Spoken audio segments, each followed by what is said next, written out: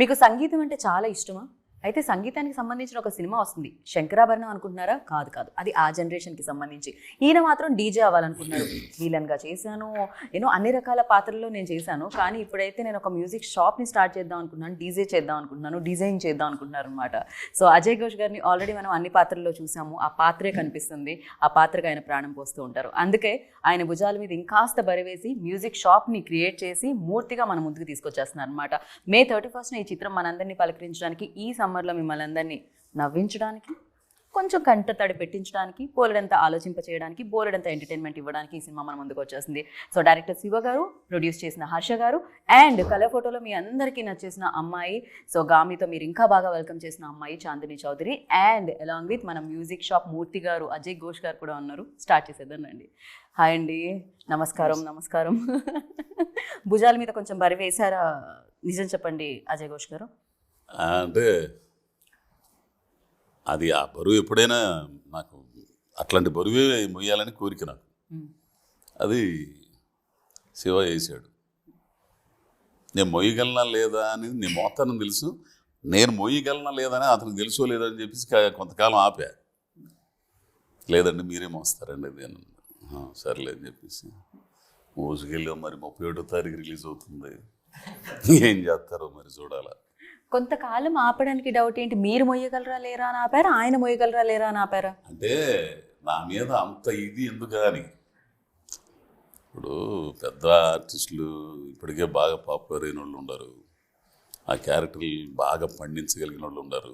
పెద్ద పెద్ద ఆర్టిస్టులు, రాజేంద్ర ప్రసాద్ గారు కానీ, పెద్ద నరేష్ గారు కానీ, ఇంకా చాలామంది ఉన్నారు. వాళ్ళైతే ఒకటి అన్నాడు, వాళ్ళు ఆల్రెడీ చేశారు స్వామి ఇవన్నీ ఇట్లాంటివి. కానీ ఇది మీరైతేనే కొంచెం నాకు ఇది అవుద్ది, వర్కౌట్ అయింది, చేయగలరు, చేయించాలి మీ చేత అని అంటాడు. ఇదేంద్ర స్వామి అనుకొని సరే. తర్వాత కథ బాగా నచ్చిందండి నాకు. కథ ఒక జీవితానికి సంబంధించి, ఒక మనిషి ఒక ఆశయం పెట్టుకుంటే దాన్ని సాధించడానికి ఎదురయ్యే సమస్యలు, వాటిని ఎదుర్కోవడానికి ఎంత తెగు ఉండాలి, ఎంత తెగు ఉన్నా కానీ వెనక్కి బీకే పరిస్థితులు ఉంటాయి. వాటిని కూడా జయించడానికి ఏదో ఒక ఇది కావాలిగా, ఎవరో ఒకరు సపోర్టు, లేకపోతే మాట సాయం అన్నా ఒక మనిషిని ఉత్తేజపరచడానికైనా ఉండాలిగా. అట్లాంటి టైంలో ఒక అమ్మాయి తోడైతే ఇద్దరు కలిసి అట్లా ఇదయ్యారు. ఆమె జీవితం అట్ట పోయింది, ఈడి జీవితం అట్ట పోయింది, చివరికి ఏమైంది అనేది కథ బాగుంది. సమాజం వీళ్ళిద్దరు కలిసి తిరిగేటప్పుడు సమాజం ఏమనుకుంటుంది, పెళ్ళాలు ఏమనుకుంటారు, పెళ్ళం ఏమనుకుంటుంది, పిల్లకాయలు ఏమనుకుంటారు, రకరకాల భలే ఎమోషన్స్. ఆఖరికి పెళ్ళం మొగుడిని ఇంట్లోంచి తరివేసేదాకా వెళ్ళిపో అని చెప్పిస్తారు. సో ఎమోషన్స్ అవన్నీ కూడా ఉన్నది చాలా. సో బరువైన కథ అనమాట. చాలా బరువు. డెఫినెట్గా ఆ టైం తీసుకొని ఆ బరువు బాధ్యతలు మీరు మోసారు, అది తెలుస్తూనే ఉంది ట్రైలో చూస్తూ ఉంటే. అండ్ శివగారు మీరు చెప్పండి, జనరలీ అంటే మనం as a director like direction చేసేటప్పుడు అనుకుంటారు కదా, ఓకే ఇలా చేయాలి, హీరో హీరోయిన్ లవ్ స్టోరీస్ కొన్ని ఉంటాయి కాన్సెప్ట్స్.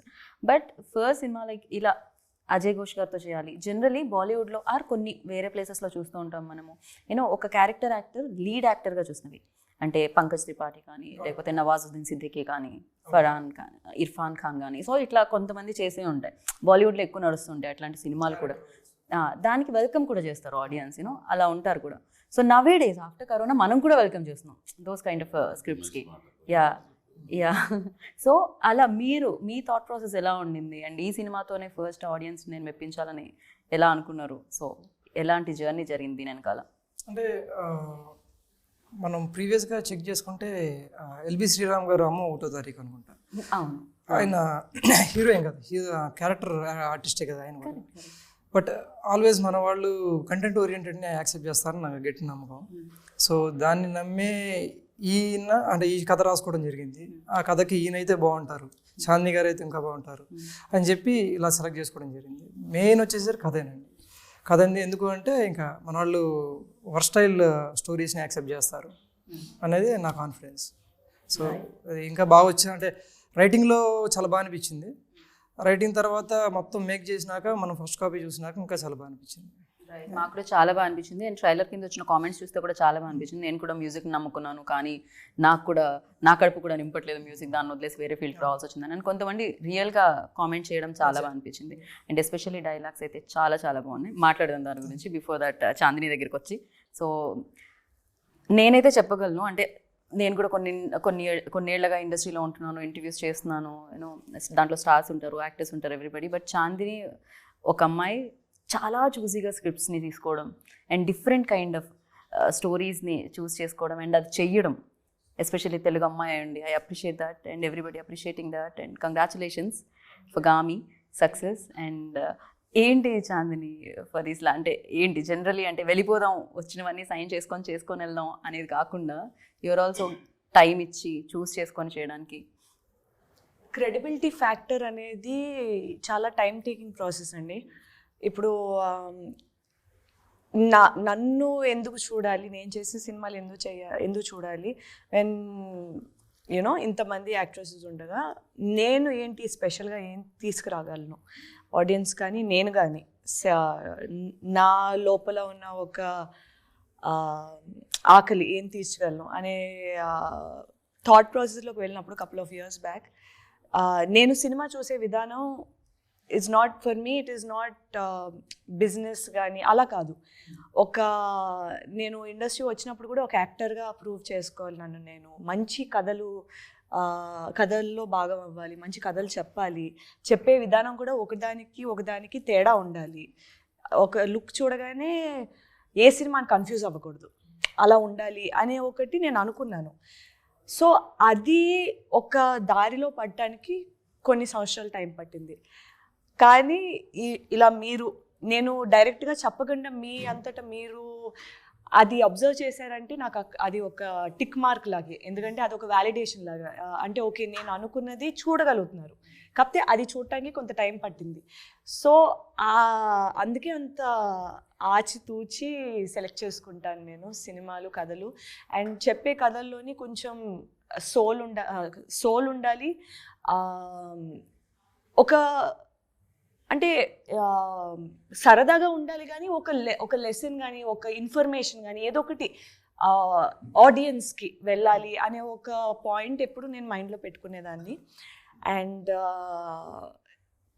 ఇలాంటి సోల్ఫుల్ సినిమాలు, ఇలాంటి సొసైటీకి బాగుంటుంది ఇలాంటి కథలు ముందుకు వస్తే, అలాంటి సినిమాలు చేయడం నాకు చాలా ఆనందం ఇస్తుంది. సో మేబీ అందుకే ఏమో అలాంటి కథలు కూడా నన్ను వెతుక్కుంటూ వస్తున్నాయి. So that is actually seriously అది వెతుక్కుంటూ రావడం కూడా ఒక మంచి విషయం కదా. చాలా టైం పట్టిందండి ఆ పొజిషన్కి రావడానికి. ఎందుకంటే నేను ఈ దారిలో రావాలంటే చాలా సినిమాలు వదులుకోవాల్సి వస్తుంది. సో మనం కొన్నిసార్లు ఆ పొజిషన్ వరకు వెళ్ళటానికి టైం పడుతుంది. సో అలాంటప్పుడు ఆ సినిమాలు వదులుకునే పరిస్థితిలో మనం ఉండం, కానీ we have to do it, which means కొన్ని సాక్రిఫైసులు చేయాల్సి వస్తుంది, ఒక పర్సనల్ లెవెల్లోని, ఒక ప్రొఫెషనల్ లెవెల్లోని, ఆల్ ఆఫ్ దట్. సో అలా చేసి అడుగు వేసుకుని రావడం వల్ల స్టార్టింగ్లోని చాలా వరకు వర్కౌట్ అవ్వలేదు ఇన్ టర్మ్స్ ఆఫ్ కమర్షియలీ కానీ. కొన్నిసార్లు వర్కౌట్ అవ్వట్లేదు కదా, మళ్ళీ జనరిక్ ఫార్మాట్లోకి వెళ్ళిపోదాము అనే ఒక థాట్ వచ్చినా సరే నేను కన్విన్స్ అవ్వలేకపోయేదాన్ని. ఇలాగే చేయాలి, ఇలాగే చేసి పేరు తెచ్చుకోవాలి అనే ఒకటి ఉండేది లోపటి నుంచి. అలాగే చేశాను. థ్యాంక్ఫుల్లీ అలా వర్కౌట్ అవుతుంది. ఇప్పుడు టైం పట్టింది కానీ వర్కౌట్ అవుతుంది. బికాజ్ ఎవ్రీబడి, అందరికీ తెలుసు మీ పేరు చాందిని చౌదరి అని. సో మంచి కథలు ఉంటే అప్రోచ్ అవుతున్నారు, లైక్ శివ గారు లాంటి వాళ్ళు ఉండే ఎవ్రీబడి. సో అది మంచి విషయం కదా. ఎవరో అంటారు, ఒక డైలాగ్ ఉంటుంది, సక్సెస్ వెనకాల పరిగెత్తకూడదు, సక్సెస్ పొందడానికి క్యాపబుల్గా మారాలి అని చెప్పి. Maybe it will take, yeah correct. So అంతే. నాకు కూడా నేను పర్సనల్గా నేర్చుకుంది ఏంటంటే, ఇలాంటి స్టోరీస్ చేస్తున్నప్పుడు ఏంటంటే ఒక సాటిస్ఫాక్షన్ ఉండేది లోపల నుంచి. At any point of time మరి ఎందుకు అని ఎప్పుడు అనిపించలేదు. దెన్ ఐ రియలైజ్ ఇదే నా కాలింగ్, ఇలాగే చేసుకుంటూ వెళ్దాం. అట్లీస్ట్ నాకు ఐఎమ్ ప్రౌడ్ ఆఫ్ ఇట్. నాకు ఈ సినిమా చేసుకున్నందుకు, ఇలాంటి సినిమాలు చేస్తున్నందుకు ఐఎమ్ హ్యాపీ. నాకు సంతోషంగా ఉంది, నా ఫ్యామిలీ సంతోషంగా ఉంది. మిమ్మల్ని అభిమానించి మేము కూడా చాలా సంతోషంగా ఉన్నాం. Keep rocking Chandini. And Harsha గారు వెయిటింగ్ అనమాట. హర్ష గారు నెక్స్ట్ ఆయనే ఆర్డర్లో ఉన్నాను అని ఆయన అర్థమైపోయింది హర్ష గారికి. నా వరకే వస్తుంది క్వశ్చన్, లైన్లో వచ్చింది అమ్మాయి అని చెప్పి. హర్ష గారు, you tell, like first Shiva గారు స్క్రిప్ట్ తీసుకొచ్చినప్పుడు మీ దగ్గరికి, ఎస్పెషల్లీ దీంట్లో ఉన్న యూఎస్బీ ఏంటి అంటే, కళ నెరవేర్చుకోవడానికి వయసుతో సంబంధం లేదు. అది 30 అయినా 50 అయినా అవ్వచ్చు, నెరవేర్చుకోవాలి అంతే. అది అజయ్ ఘోష్ గారు ప్లే చేస్తున్నారు. ఎంతోమంది బయట ఉండుంటారు నిజంగానే, ఫ్యామిలీ కోసం సాక్రిఫైస్ చేసి బయటకు రాకుండా వాళ్ళ కళల్ని అక్కడే తొక్కేసి అవ్వకపోయి ఉండొచ్చు, అంత టైం వెళ్ళిపోయి ఉండొచ్చు ఒక ఫ్లోలో. బట్ ఈ స్టోరీ అలాంటి వాళ్ళందరికీ డెడికేటెడ్గా ఉంటుంది. డెఫినెట్గా ట్రైలర్ చూస్తే నాకు అర్థమైంది. ఫర్ యూ లైక్ ఎలాంటి ఎమోషనల్ బాండ్ క్రియేట్ అయింది when he narrated story to you? So అసలు ఎలా ఉండింది మీ జర్నీ? సో సింపుల్ థింగ్ చెప్పాలంటే ఇప్పుడు శివ కూడా యూఎస్ నుంచి వచ్చాడు. సో మూవీ తీయాలి, డైరెక్షన్ చేయాలని చెప్పేసి ఆ ఆస్పిరేషన్తో వచ్చాడు అనమాట. ఏంటంటే ప్రొడ్యూసర్ని డైరెక్టర్ని యూఎస్ ఏమైనా తయారు చేస్తున్నారా? ఫస్ట్ అక్కడికి వెళ్ళి వస్తున్నారు. So nice.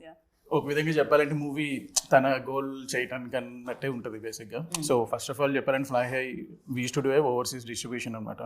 So last 5 years నుంచి we release lot of movies in overseas. So then ప్రొడక్షన్లోకి వెళ్దామని చెప్పేసి we started this movie. And అది కూడా ఏంటంటే ఒక క్లీన్ మూవీ, ఒక మంచి మూవీస్ తీయాలని చెప్పేసి వీ స్టార్టెడ్ అనమాట. So as Shiva is my friend and తన స్టోరీ చెప్పగానే మాకు నచ్చింది. అండ్ టు బి ఫ్రాంక్ చెప్పాలి, it's a message oriented movie to everyone. కరెక్టేనా? మెసేజ్ కరెక్ట్గానే నాకు అందిందా? నేను చెప్పింది కరెక్టేనా? సో ఏజ్ ఏదైనా కళను నెరవేర్చుకున్న క్యారెక్టర్ మూర్తి, అంతే కదా? వయసుతో సంబంధం లేదు. వయసుతో సంబంధం లేదు. యా. సో వయసుతో సంబంధం లేదు అంటే గుర్తొచ్చింది. అంటే మీ జర్నీ ఎప్పుడు స్టార్ట్ అయింది అనే దానికంటే ఈ మధ్య కాలంలో మీ జర్నీ గురించి మాట్లాడితే మాత్రం చాలా గ్రేట్ జర్నీ అని చెప్పాలి అజయ్ ఘోష్ గారు. రీసెంట్ డేస్లో మీరు చేసే క్యారెక్టర్లు, దానికి ఉన్న వేరియేషన్స్ నెక్స్ట్ లెవెల్లో ఉన్నాయి. మీ కళ సహకారం కావడానికి కూడా కొంచెం టైం పట్టిందని చెప్పొచ్చా ఇండస్ట్రీలో? అదే అంటాడు సుకుమార్ గారు, ఘోష్ని మేము లేటుగా గుర్తించాము అని అంటాడు. కరెక్ట్. ఎప్పటికైనా గుర్తించి అగ్నిపర్వతం ఎప్పటికైనా పేలాలి కదా, అంతే, అది వస్తుంది అంతే. అయితే కాగాల కాగి ఒక్కసారి బ్లో అవుట్ అయితే అప్పుడు ఉంటుంది కథ. సో పరిస్థితులు అన్నీ, ప్రతికూల పరిస్థితులు చాలా ఎదురైనాయండి. అవి చెప్పుకుంటే తీరే కాదు, ప్రతి ఒక్క మనిషి జీవితంలో ఉంటాయి. సినిమాల్లో అంత పెద్ద చిరంజీవి గారికి తప్పలేదు, మోహన్ బాబు గారికి తప్పలే, మనమెంత. సో ఈ చిన్న గుర్తింపు రావడానికి కూడా చాలా పరిస్థితులు ఎదుర్కొన్న టైంలో, అదే టైంలో ఆ నిజాయితీగా పనిచేశాను కాబట్టి, నిజాయితీగా ఎదుర్కొన్నాను కాబట్టి అంతరాత్మ సాక్షిగా గుర్తించగలిగారు. అట్లా ఈ మాట ప్రయాణంలో ఇట్లా ఈ దాకా వచ్చా. సో మ్యూజిక్ షాప్ మూర్తి ఎంతవరకు రిలేట్ అయ్యండి అజయ్ ఘోష్ గారికి? బికాజ్ యువర్ జర్నీ ఆల్సో నేను చెప్పిన చాలా లేట్గా నా పెళ్ళాం చూస్తా సాంబలక్ష్మి ప్రివ్యూ చేసి అందరూ ఆర్టిస్టులు అందరికి వేసాడు ఆయన రామానాయుడులో. ఆమెను ఊరి నుంచి పిలిపించి కూర్చోతుంటే ఏడుతుంది. ఏందమ్మా ఏడుతున్నావు అంటే, అంత మందే కదా అయ్యాడు అంత అని అంటుంది. మందే కనపడుతుంది అయ్యా నాకు ఆనందే. లే బాగుంది. మన కూడా అంటుంది జనం, మా అజయ్ గారు వీళ్ళందరూ జనం చూస్తారంట. ఏంద్రా చూసేదే, బ్రహ్మాండం కొట్టే సినిమా, బ్రహ్మాండం కొట్టదు అసలు అనేది అనమాట. అసలు అంటే కొన్ని ప్రతి ఒక్కరి జీవితంలో ఉంటాయండి, ప్రతి ఒక్కరి జీవితంలో కష్టాలు లేకుండా ఉండదు కదా. అంతే కదా. కానీ గోలు పెట్టుకున్నప్పుడు తప్పదు, ఇక ఎదుర్కోక తప్పదు. మధ్యలో జారిపోతే వేస్ట్గా, అంతే కదా. దాంట్లో చచ్చిపోయిన పర్లేదు. కానీ అందుకే మా సాంబలక్ష్మి మాట ఉంది, నా వల్ల కావట్లేదమ్మా, చాలా ఇబ్బందిగా ఉంటుందంటే, నువ్వు పోకుండానే ఉండాలా, పొయ్యవు తేల్చుకోనరా, నేను ఎడ పిల్లకాయలను చూసుకుంటా, నేను పనులకి వెళ్తా అని ఆమె చాలాకి అనే పనులకి వెళ్ళిపోయేది ఆమె. సో అట్లా ప్రోత్సహించే వాళ్ళు కూడా ఉండాలి, బలంగా రావాలిగా. ఏంది వాడు చేసేది ఏం బిగుతున్నా రవా, నువ్వు వచ్చేసేయడు కానీ అందనుకో, నేను అయిపోయినట్టే ఇక కథం. ఎంత గొంతున్నా, ఎంత టాలెంట్ ఉన్నా, ఏమన్నా కానీ ఇక అక్కడే గాలి పాటలు పాడుకుంటా, గాలిలాగా వ్యవహారాలు తీసుకుంటా, ఆడే నాటకాలు వేసుకుంటా, ఆడే ఇది చేసుకుంటా, అబ్బా ఒకప్పుడు ఇది అది అని అనుకుంటే ఇవన్నీ చెప్పుకుంటూ ఉండాలి ఇక్కడ, అంతే.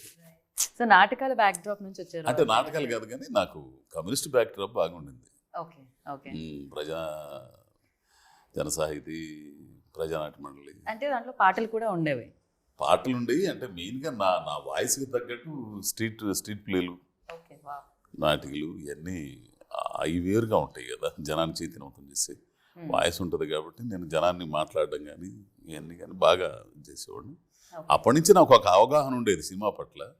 మనకు అంత సీన్ లేదు ఆడ, కూలి కుటుంబాలు కాబట్టి అట్టనే ప్రయత్నాలు చేసి గ్రేట్ జర్నీ కానీ ఇన్స్పిరేషన్ డెఫినెట్ గా థ్యాంక్స్ టు యువర్ వైఫ్ అదైతే నిజం. ఇప్పటికి నన్ను తిడుతున్నా కానీ అందుకు మాత్రం ఆమెకి జీవితాంతం రుణపడి ఉంటా అంతే.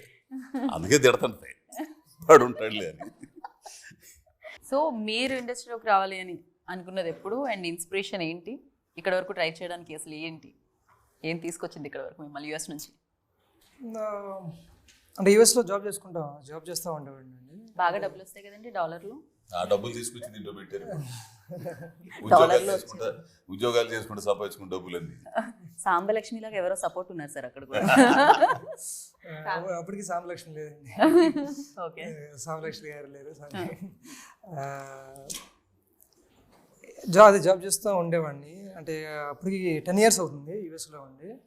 సో అంటే ఒక మొనాటిని వచ్చేసింది చేసి అంటే ఇంకా నచ్చట్లేదు. అది ఎంత చేసినా సరే రోజు 9కి వెళ్ళటం 5కి రావడం, 9కి వెళ్ళటం. డైలాగ్ ఉంటుందండి దాని గురించి అయితే. చెప్పొచ్చా అది డైలాగ్ ఏమన్నా? వద్దులేండి. అంటే ట్రైలర్ ఉంది కదా నెక్స్ట్. సో అలా వచ్చేసి అంటే మనకి లైక్ ఎవ్రీబడి, ఇప్పుడు చాలామంది మనకి చిన్నప్పటి నుంచి సినిమా చూసే మనం పెరిగాము. So everybody wants to make a movie at some point. So చాలామందికి 90% ఆఫ్ ద పీపుల్కి పాసిబుల్ కాదు. సో ఆ టైంలో నాకు ఉండేది ఒకప్పుడు చిన్నప్పుడు. సో అక్కడికి వెళ్ళినాక ఓకే ఇదేదో లైఫ్ చేంజింగ్ డెసిషన్ తీసుకోవాలి, మనం ఇలానే చేసుకుంటా పోతే మనకి ఇలానే ఉంటుంది. అంటే యూఎస్ అనేది ఒక చిన్న పుస్తకంలో 4 రూల్స్ ఫాలో అవుతే ముందుకు వెళ్ళిపోతూ ఉండాలి. సో అది ఎందుకో మరి కొంచెం నచ్చలేదు. నచ్చగా సరే ఒకసారి యూఎస్లోనే NYFA అని ఒక చిన్న 3 months కోర్స్కి జాయిన్ అయ్యాను. అసలు నేను ఏంటి నిజమేనా లేకపోతే ఇది జస్ట్ ఒక చిన్న అందరికి వస్తుంది కదా ఒక హీట్ ఆఫ్ ద మూమెంట్లో ఒక ఐడియాస్ చెక్ చేసుకుందామని వెళ్ళాను. అక్కడ 3 షార్ట్ ఫిల్మ్ చేశాను చిన్న చిన్నవి. అంటే అవి బాగానే వచ్చినాయి, బాగున్నాయి అనిపించింది. ఓకే నేను ఆ ప్రాసెస్ని ఎంజాయ్ చేశాను. ఓకే ఇదంతా నాకు నచ్చింది. So let's go to India అని చెప్పి వచ్చి ఇంకా అంటే అప్పుడే కథ రాసుకున్నాను. ఇంకా రాసుకుని అజయ్ ఘోష్ గారిని అప్రోచ్ అవ్వడం జరిగింది. అజయ్ ఘోష్ గారే అనుకున్నారు ఫస్ట్ నుంచి, మొదటి నుంచి? డే 1 నుంచి అజయ్ ఘోష్ గారే. డే 1 నుంచి అజయ్ ఘోష్ గారే. ఎందుకంటే ఆయన అంటే అప్పటికి ఆయన సినిమాలు ఏమి రిలీజ్ కాలేదు, చాలా వెరీ చిన్న. అంటే రంగస్థలం ఒకటి ఉంది బాగా పాపులర్, ఇంకా మన ప్రస్థానం ఒకటి ఉంది అది బాగా బ్యాక్ జ్యోతిలక్ష్మి. బట్ ఆయన యాక్టర్గా 3 చిన్న సినిమాలు చాలా అనిపించింది నాకు.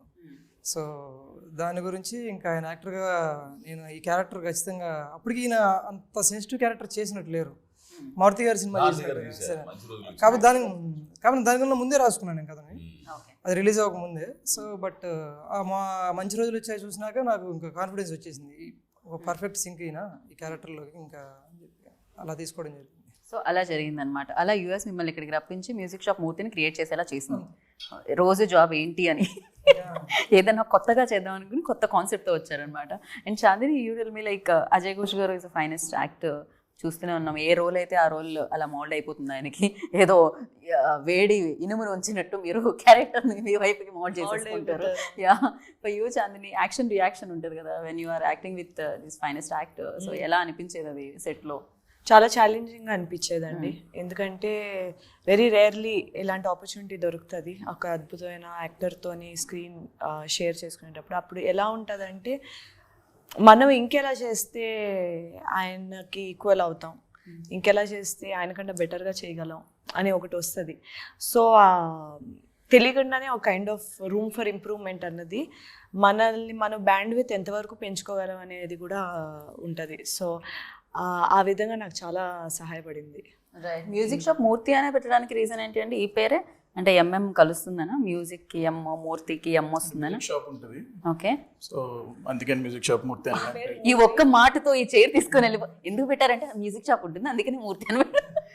ఈయన పేరు మూర్తి గారు, ఆయనకి మ్యూజిక్ షాప్ ఉంటుంది. సో ఆ సిటీలో అందరూ మ్యూజిక్ షాప్ మూర్తి అని పిలుస్తారు. అవును కరెక్ట్. టీ కొట్టు మస్తాన్, మిఠాయి కొట్టు రాంబాబు, కరెక్ట్. అవును, పిల్లి కొట్టు సాంబయ్య, ఇవన్నీ ఉంటాయి ఊళ్ళల్లో గ్రామాల్లో. అందుకే మ్యూజిక్ షాప్ మూర్తిగా మీరు చాలా ఫేమస్. మీరు ఏమైనా క్యాసెట్లో ఇస్తుంటారండి? డబ్బులు ఇయ్యరా? క్యాసెట్లో ఇస్తుంటారా? డబ్బులు ఇయ్యరా మీరు? హెయిర్ కట్ చేసినా ఏం చేసినా ఓన్లీ మ్యూజిక్ క్యాసెట్ చేసిన డబ్బులు ఇవ్వట్లేదు. బట్ ద రోల్ సీరియస్లీ చాలా చాలా బాగా డిజైన్ చేయబడింది అనమాట ప్రతి దానికి. అంటే క్యారెక్టర్లు ఉంటాయండి, మనం మనకు ఈ క్యారెక్టర్ పలానోడు కదా అని మనం అది గుర్తించగలుగుతాం. కరెక్ట్. అంటే లక్కీగా ఏంటంటే ఫార్చునేట్లీ ఎవ్రీ క్యారెక్టర్ భలే ఫిట్ అయ్యారు నిజంగా. ఆమని గారు కూడా అసలు ప్రాపర్గా ఫిట్ అయ్యారు. అండ్ వాళ్ళ పర్ఫార్మెన్సెస్ వెరీ న్యాచురల్. రైట్. మిమ్మల్ని అడగాలి ఆ ఎక్స్పీరియన్స్. యాక్చువల్లీ వీళ్ళందరూ చేసిన వాళ్ళు కాబట్టి, కాకపోతే మీకు న్యూ కాబట్టి మీరు రాసుకున్న పేపర్ మీద రాసుకున్నది చాందిని చేస్తున్నప్పుడు, అజయ్ ఘోష్ గారు చేస్తున్నప్పుడు, ఆమని గారు చేస్తున్నప్పుడు ఎలా అనిపించేది మీకు మానిటర్ ముందు కూర్చుంటే శివ గారు? నాకు చాలా ఈజీ అనిపించింది యాక్చువల్లీ, చాలా సింపుల్గా అనిపించింది. ఎందుకంటే నేను యాక్చువల్లీ చాలా తక్కువ సార్లు చెప్పినట్టున్నా ఇలా కావాలండి నాకని. వాళ్ళు సీన్ పేపర్ చదువుకునేవాళ్ళు, వాళ్ళు వెళ్ళి అంటే పర్ఫామ్ చేసేవాళ్ళు. నాకు ఏదైతే ఎగ్జాక్ట్గా కావాలో అదే వచ్చేది. చాందిని గారితో బాగా అంటే కొన్నిసార్లు డిస్కషన్ పెట్టుకునేవాళ్ళం. అంటే ఎలా చేస్తే బాగుంటుంది, ఇంకా ఎలా చేస్తే బాగుంటుంది, ఇంకా బెటర్ అయితే అంటే ఎలాగా. కొన్నిసార్లు డైలాగులు రాసాము, అది యాక్చువల్గా ఆవిడ సజెస్ట్ చేశారు ఈ డైలాగ్ బాగాలేదేమో అని. అవి కూడా తీసేస్తే ఇంకా బెటర్ అయింది యాక్చువల్గా ఆ డిస్కషన్స్తో. సో అది చాలా హెల్ప్ అవుతుంది. ఇంకా అజయ్ గారి విషయానికి వచ్చేసరికి ఆయన ఇంకా ఎలా చెప్పాలి, ఒక సీన్ ఉందండి. ఆ సీన్ ఏంటంటే అది ఎమోషనల్ సీన్. అది యాక్చువల్గా ఆయన చదివినప్పుడు కామికల్గా చదివారు. అక్కడికి వెళ్ళి పర్ఫామ్ చేస్తుంటే సార్ ఇది కాదు సార్ అంటే టక్కున స్విచ్ అయిపోయింది. ఆయన నేను పక్కకి వెళ్ళి మళ్ళీ మూడు చేంజ్ చేసుకో ఇవన్నీ ఏం లేదు. సరే మళ్ళీ టేక్ తీసుకుందాం అయిపోయింది ఫట్ అంతే. మళ్ళీ అది పర్ఫెక్ట్ టేక్, వన్ టేక్ అంతే, సింగిల్ టేక్ లేదు. ఇందాకే అన్నారుగా అగ్నిగుండం పగిలితే ఎలా ఉంటుంది. పాయింట్ ఏంటంటే బేసిక్గా అలాంటి స్ట్రగుల్స్ ఉంటాయి చూసారా, ఆ స్ట్రగుల్స్ ఏంటంటే మనిషిని బెటర్ చేస్తాయి, చాలా బెటర్ చేస్తాయి. అంటే ఆ స్ట్రగుల్స్ లేకపోతే యాక్చువల్గా మనిషి ఇంకా అంటే వెనక ఉంటాడేమో అనుకుంటాను. ఆ స్ట్రగుల్స్ వల్ల ఇంకా బెటర్ అవుతారు మనుషులు. ప్రాబబ్లీ ఆ టైంలో చాలా డిఫికల్ట్ అనిపించింది. ఆ పే ఆఫ్స్ అని తర్వాత లేటర్ ఉంటాయి. అంతే కదా, అందుకే కదా రాయి బండరాయిని కూడా చెక్కితే శిల్పంగా మారుతుంది అంటుంటారు. సో హర్ష గారు చాలా లిమిటెడ్గా మాట్లాడుతున్నారు. బడ్జెట్ అయితే బాగానే పెట్టారు, లిమిట్స్ లేకుండా ఎంత కావాలో అంత. సో డిస్ట్రిబ్యూటర్గా ఉన్నప్పుడు ఛాలెంజెస్ ఏంటి, అండ్ ప్రొడ్యూసర్ అయిన తర్వాత ఛాలెంజెస్ ఏంటి? ఎందుకంటే May 31 మీరు యాజ్ అ ప్రొడ్యూసర్గా లాంచ్ అవబోతున్నారు. సో ఫర్ యూ ఎలాంటి ఛాలెంజెస్ ఉండే ఈ ఫిలింకి ఛాలెంజెస్ అంటారు. ఈ ఫిలిం ఎందుకంటే ఇదే ఇంటర్వ్యూ కాబట్టి నెక్స్ట్ ఫిలింకి నెక్స్ట్ ఇంటర్వ్యూలో. సో ఆల్రెడీ అయితే డిస్ట్రిబ్యూషన్ మాట్లాడేసాం ఒకరితోటి. సో వాళ్ళు హెల్ప్ చేస్తున్నారు. పేరు రివీల్ చేయను, వదిలేండి, మనం తర్వాత చేసుకుందాం. సో ఎట్లా with in a week or 2 announce చేస్తాం అంతా. So he's like good friend of me, and ఆయన మూవీస్ కూడా నేను ఓవర్సీస్లో రిలీజ్ చేశాను. And he's one of the distributor అనమాట ఇక్కడ. సో ఆయన త్రూ డిస్ట్రిబ్యూట్ చేస్తాం. సో ప్రొడ్యూసర్గా ఎక్స్పీరియన్స్ ఎలా ఇచ్చింది ఫిలిం, అండ్ ఎవరితో ఇబ్బంది అయింది? ఫస్ట్ టైం డైరెక్టర్తో ప్రొడ్యూస్ చేయడం ఎలా అనిపించింది? ప్రొడ్యూసర్ కమ్ డైరెక్టర్ శివనే. సో నేనైతే అసలు సెట్స్కి రాలేదు, దేనికి రాలేదు. సో ఫోన్ చేసి డబ్బులు అడిగితే డబ్బులు పంపించేటోని. సో కొన్ని మొత్తం అంతా తనే చూసుకున్నాడు. టు బి ఫ్రాంక్ చెప్పాలంటే నాకు యాంకర్ ఫీ ఇస్తే చాలా. అది కూడా తనే, అది కూడా తనే చేస్తున్నాడు. వాళ్ళ నాన్నగారు వచ్చేవారు అప్పుడు, ఫాదర్ వచ్చి, రంగారావు గారు వచ్చేవారు. ఓకే. సో ఆయన ఇక్కడే లోకల్ ఉంటారు కాబట్టి వెళ్ళి చూసుకుంటూ ఉండే. ఆయన బాగా ఎంజాయ్ చేసేవారండి. రైట్. షూటింగ్ దగ్గరకు వచ్చి రంగారావు గారు షూటింగ్ చూస్తా, సీన్స్ చూస్తా వచ్చిందండి. ఇప్పటికీ చెప్తూ ఉంటారు అనమాట ఆయన, ఈ మూవీ చాలా బాగా వచ్చింది, వెయిటింగ్ ఫర్ ఇట్ అని చెప్తూ ఉంటారు. వాళ్ళ ఫ్రెండ్స్కి పిలిచి చూపించారు, చాలా చేశారు. యాక్చువల్గా సినిమా అంటే ఏమి కాపీ రాయలేదు, రఫ్ ఎడిట్ అయింది ఊరికే. అంటే ఆ రష్ చూశారు రంగారావు గారు. అండ్ ఆయన ఫ్రెండ్ ఉన్నారు రంగారావు గారు, ధనంజయ్ గారికి థియేటర్ ఉంది. ఆయన ఇప్పటి నుంచి లాస్ట్ 30 yearsకి సినిమా బిజినెస్లోనే ఉన్నారు. ఆయన యాక్చువల్గా ఫస్ట్ పర్సన్ అనమాట. నేను అప్పటికి షూటింగ్ జరుగుతుంది మాది. ఆయన ఫోన్ చేసి చెప్పారు నాకు, చూశాను రష్ అంటే నాకు 30 years ఎక్స్పీరియన్స్ ఇది, నేనేదో మా ఫ్రెండ్ సినిమా అని చెప్పట్లేదు నీకు, నిజంగా చాలా ఎమోషనల్గా ఉంది, చాలా బాగా తీసావనిపించింది. అప్పుడు యాక్చువల్గా నాకు ఫస్ట్ కాన్ఫిడెన్స్ అనమాట. అంటే ఒక మనిషి అండ్ ఆల్సో 30 years ఇండస్ట్రీ కదా ఆయన సినిమా. అంటే ఆయన కాంప్లిమెంట్ ఇచ్చారంటే ఖచ్చితంగా చాలా డెప్త్లో చూస్తుంటారు. లేదు, టీజర్ చాలా చాలా బాగుంది. ఇప్పుడు ఆడియన్స్ టైం ఇచ్చి టీజర్ చూసి దాని కింద కామెంట్స్ చేస్తున్నారు, అండ్ దట్టు పాజిటివ్ కామెంట్స్ చేస్తున్నారంటే డెఫినెట్గా అది రీచ్ అయినట్టే. ఎస్పెషల్లీ డైలాగ్స్ మెన్షన్ చేస్తున్నారు, అంత పెద్ద పెద్ద డైలాగులు రాస్తున్నారు దాని కింద. ఎస్పెషల్లీ మూర్తికి 30 ఏళ్ళు ఏం సాధించా అంటే దానికి ఇప్పుడు 50 ఏళ్ళు, నాకు ఇప్పుడు 30 నుంచి 50కి వచ్చాను అని చెప్పిన ఆ డైలాగ్ ఒకటి, సంపాదించేవన్నీ ఆస్తులే కాదు కొన్ని జ్ఞాపకాలు కూడా అన్న ఆ డైలాగ్ ఒకటి. అంటే ఇట్స్ లైక్ జనాలు దాన్ని గుర్తుపెట్టుకొని దాన్ని మళ్ళీ కామెంట్గా టైప్ చేసి పెడుతున్నారంటే డెఫినెట్లీ. దాని బ్యూటీ ఏంటంటే it's not just about dialogue, అది చెప్పే వాళ్ళు ఎవరు, అలా ఎలా చెప్పారు, అండ్ ఆల్సో ఇప్పుడు కెమెరా ఎవరు పెట్టారు, ఫ్రేమ్ ఎలా ఉంది అన్నీ, అంటే లైటింగ్ వెనకాల శ్రీనివాస్ గారు, వెనకాల మ్యూజిక్ పవన్, అండ్ ఇప్పుడు ఆ షార్ట్ తీసుకోవడానికి డెసిషన్ ఎవరు ఎడిటర్, ఇంతమంది హార్డ్ వర్క్ వెనకాల ఉంటుంది. సో వాటి వల్ల ఎన్ని అంటే ఒకదానికి యాడ్ అయ్యి ఫైనల్గా ఒక మంచి పాజిటివ్గా రిజల్ట్ వస్తుంది. సో అండ్ చాందిని, ఈ సినిమా మీకు ఎలాంటి ఎక్స్పీరియన్స్ ఇచ్చింది అండ్ ఈ రోల్ ఎలా కనపడబోతుంది? ఎందుకంటే ఒక సపోర్ట్ చేస్తున్న రోల్గా అనిపిస్తుంది, నేను ఆ కళ నెరవేరడానికి ఈ రోల్ ఆ రోల్కి సపోర్ట్ చేస్తుందని అనిపిస్తుంది, ఆ పాత్రకి. So I mean not that, ఆ కళ నెరవేరడానికి అంటున్నా. ఇప్పుడు 2 పాత్రలు ఉన్నాయి ఇక్కడ. సో ఒక మనిషి కళ ఉంది, దాన్ని నెరవేరడానికి ఇంకో మనిషి ఇది చేస్తున్నారు. సో దాంట్లో డెఫినెట్గా ఆ మూర్తి గారి జర్నీలో మీది మెయిన్ భాగం అని కనిపిస్తుంది. మీ రోల్ గురించి మీరు చెప్తే బాగుంటుంది. ఇంకా నాకు అర్థమైంది, నేను చెప్పాను. సో బేసిక్లీ నా రోల్ అన్నది మూవీలోని కొంచెం రిబెలియస్గానే ఉంటుంది. స్టీరియోటైప్స్ బ్రేక్ చేయడం, వై నాట్ అనే ఒక క్వశ్చన్ అడగడం, ఎందుకు చేయకూడదు అంటే ఇప్పుడు పెద్దవాళ్ళు చెప్తూ ఉంటారు ఇలా ఉండాలి అలా ఉండాలి, అది చేయకూడదు ఎందుకు ఇది ఉంటారు కదా. ఇప్పుడు యంగ్స్టర్స్ ఏంటంటే క్వశ్చనింగ్ ఒక ఫేజ్ నడుస్తూ ఉంటుంది. ఎందుకు, వై నాట్, ఎందుకు చేయకూడదు, అలానే ఎందుకు చేయాలి, మొన్నటి వరకు ఇది ఓకే కదా, ఇప్పుడు ఇది సీరియస్గా తీసుకుంటే ఎందుకు నో, హాబీ కిందే ఎందుకు ఉంచాలి. సో ఇది ఏంటంటే ఎస్పెషలీ టుడేస్ జనరేషన్ ఏంటంటే ఆ రెగ్యులర్ ఫార్మాట్ ఏదైతే మా పేరెంట్స్ వాళ్ళు ఏంటంటే ఒక స్టెబిలిటీ కోసం, అది డెఫినెట్లీ తప్పేం లేదు. ఎందుకంటే నేను కూడా స్టెబిలిటీ అది ఉండాలని నేను అండర్ గ్రాడ్యుయేషన్ ఇంజనీరింగ్ కంప్లీట్ చేసుకున్నాను. సో బట్ ఒక ప్యాషన్ అనేది మనం కెరియర్ ఫార్మాట్లో మార్చుకునేటప్పుడు ఏంటంటే ద సేమ్ ఎంకరేజ్మెంట్ రాదు, ఎస్పెషలీ మిడిల్ క్లాస్ ఫ్యామిలీస్కి. ఎందుకంటే మాకు చాలా రెస్పాన్సిబిలిటీస్ ఉంటాయి. మాకు సొసైటీలోని ఒక ఇమేజ్, పేరు, ఇంప్రెషన్, వీళ్ళేమనుకుంటారు వాళ్ళేమనుకుంటారు, లార్జర్ దెన్ లైఫ్ కింద ఒక మనలో నుంచి ఎవరైనా వెళ్ళాలంటే ఆలోచిస్తాం. వేరే వాళ్ళు చేస్తే ఆహా అని చూస్తాం, కానీ మనమే వాళ్ళు మర్చిపోతారు క్వశ్చన్, వాళ్ళు చేస్తే అంటాం. అదే మనం చేసేటప్పటికైతే ఎందుకులే మనకి ఇప్పుడు వాళ్ళు ఏమనుకుంటారు వీళ్ళేమనుకుంటారు. నేను పర్సనల్గా రిలేట్ అయ్యాను, ఎందుకంటే నేను చదువుకుని వచ్చి నేను సినిమాల్లోకి వస్తున్నప్పుడు కూడా I did not have any kind of support or encouragement other than మా అమ్మ దగ్గర నుంచి తప్ప నాకు వైపు నుంచి కూడా ఎటువంటి సపోర్టు లేదు. ఇన్ఫ్యాక్ట్ నువ్వు చేయలేవు, నీకొద్దు, నీకు అవసరమా, ఇది ఆ డిస్కరేజ్మెంట్, ఆ వెనక్కి లాగడం బాగా ఉంది. సో ఆ టైంలోని నేను మా అమ్మ అంతే మిత్రమే, నన్ను మా అమ్మ ప్రొటెక్ట్ చేసుకుంటూ నా వరకు ఆ కైండ్ ఆఫ్ నెగిటివిటీ రాకుండా.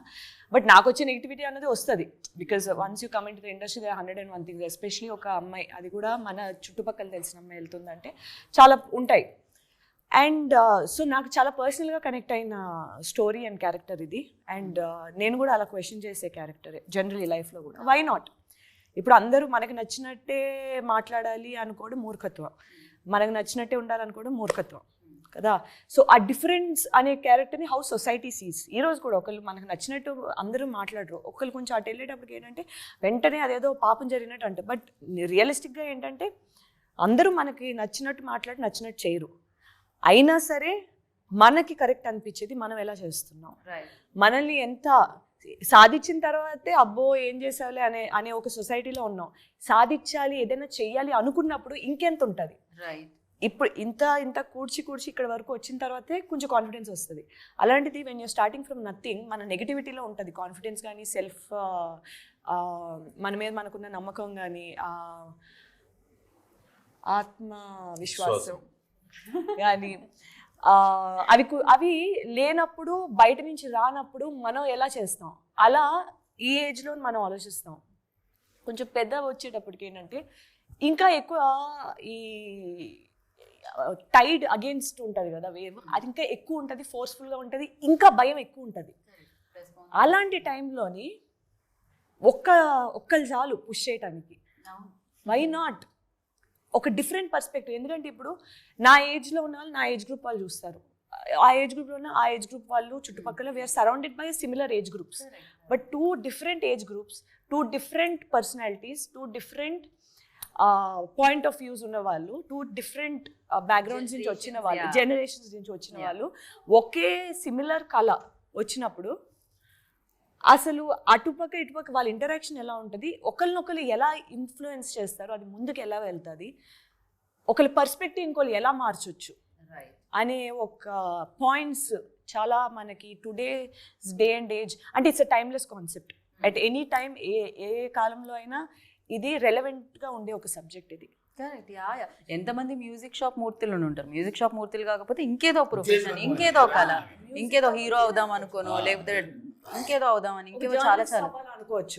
ఎందుకు అది అంటారు. రైట్. లేదా ఒక ఫర్ ఎగ్జాంపుల్ ఇంజనీర్ అవుతారు అనుకో. లైక్ నేను మెకానికల్ ఇంజనీరింగ్ చేశాను. నేను చేసినప్పుడు అందరూ మెకానికల్ ఎందుకు నీకు శుభ్రంగా కంప్యూటర్స్ ఎలక్ట్రికల్ అందరు అబ్బాయిలే ఉంటారు. నిజంగా 92 అబ్బాయిలు ఉండేవారు, ఒక్కదాన్ని ఉండేదాన్ని.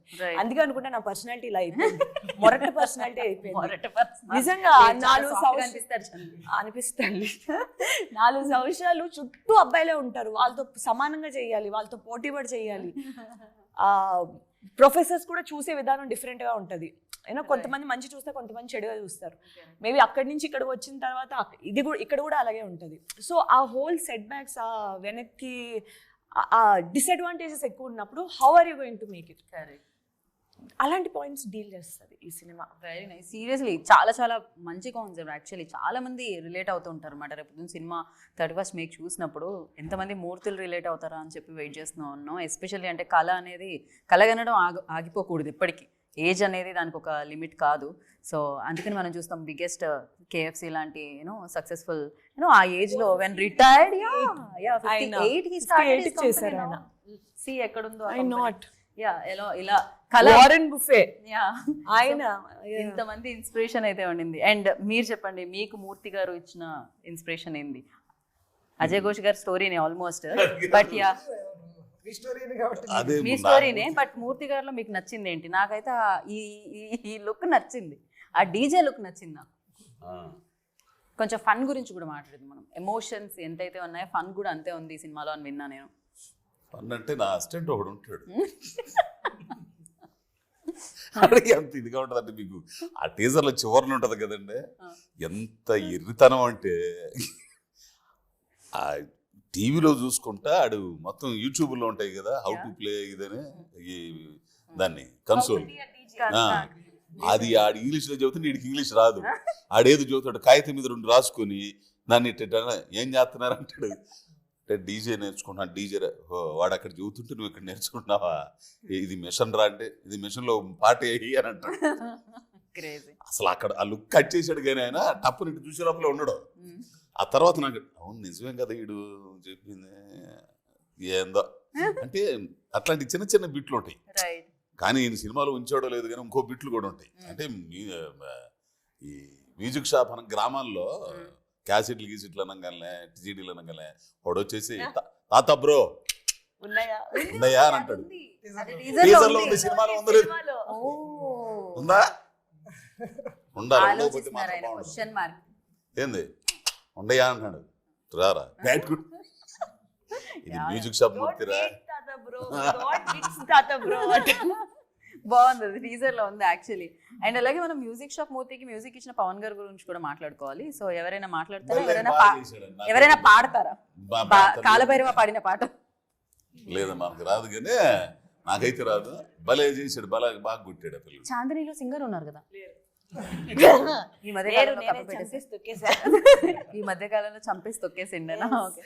But yeah cinematography Srinivas garu కానీ అండ్ మ్యూజిక్ పవన్ కానీ అమేజింగ్గా చేశారని చెప్పాలి. వాళ్ళ 100% ఇచ్చారు. అండ్ ఆమని గారు, ఆవిడ గురించి ఏం చెప్తాం, మన ఏజ్ నేనైతే చెప్పడానికి. మ్యూజిక్ అనేది నేను కూడా రియలైజ్ అవ్వలేదు ఎంత దూరం వెళ్ళిందంటే, మొన్న నేను జస్ట్ వైజాగ్ నుంచి వస్తున్నప్పుడు మా బ్యాంక్ మేనేజర్ వచ్చి, మీది మ్యూజిక్ షాప్ మూర్తి అనే సినిమా వస్తుంది కదండి, దాంట్లో పాటలు ఎంత బాగున్నాయండి ఇది అది అన్నారు.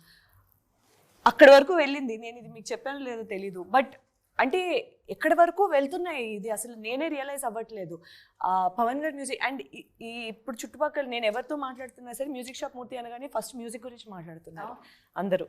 సో ఎందుకంటే టైటిల్లో మ్యూజిక్ అని పెట్టుకున్నప్పుడు ఆ మ్యూజిక్ ఎంత కీలకమైన పాత్ర ఉంటుందో ఈ సినిమాలోని. సాహిత్యం కూడా బాగా రాశాడు ఆ పిల్లలు. మహేష్ సాహిత్యం కూడా మంచి సాహిత్యం ఉండే, చాలా బాగున్నాయి. కొన్ని లైన్స్ అయితే చాలా చాలా రిలవెంట్ గా ఉన్నాయి. అది ఓపెన్ లైన్ చెప్పండి ఒకటి సాంగ్ ది. ఆ సాంగ్ నా చిన్ని లోకంలో నెక్స్ట్ లైన్ నేనే రాజు నా బంటు. యా అసలు నా రాజు నా బంటు. ఎంత బాగుంది, ఎంత మీనింగ్ఫుల్. నా రాజ్యంలో, నా చిన్ని రాజ్యంలో నేనే రాజు, నేనే బంటు. అసలు ఒక లైన్ తో నవ్వుల్లో కొన్ని నావైతే చాలు. Right, perfect. అసలు చాలా మంది నవ్వులు ఈ సినిమా కావాలని అండ్ చాలా మంది ఎమోషనల్ యూనో డ్రైవ్ చేయాలి ఈ సినిమాతో అని నేను మనస్ఫూర్తిగా కోరుకుంటున్నాను. At the same time you know music shop Murthy, like ఆ మ్యూజిక్ ఏదైతే ఉందో ఆ సౌండ్ సక్సెస్ఫుల్ సౌండ్ చేయాలని కోరుకుంటున్నాను. Thank you so much and wish you good luck. And మీరు ఒకసారి కలిసికట్టుగా మీ అభిమాన థియేటర్లో మే 31వ తారీఖున మ్యూజిక్ షాప్ మూర్తి చూడండి అనండి. నలుగురు ఒకేసారి చెప్పండి, అదొక రిధం బాగుంటుంది. నేను చెప్తా, మీరు రిపీట్ చేయండి. మీ అభిమాన థియేటర్లో మే 31న మ్యూజిక్ షాప్ మూర్తి, మ్యూజిక్ షాప్ మూర్తి, మ్యూజిక్ షాప్ మూర్తి చూడండి. ఇది మీకు బాగా నచ్చుతుందండి. ఇది మీ కథ, మన కథ, నా కథ, అందరి కథ. నమస్కారం. ఎస్, ఇంతటితో నా కథ సమాప్తం. ఇక్కడ ఇంకో ఇంటర్వ్యూలో కలుసుకుందాం. Thank you so much. Please watch May 31న music shop Murthy. Thank you.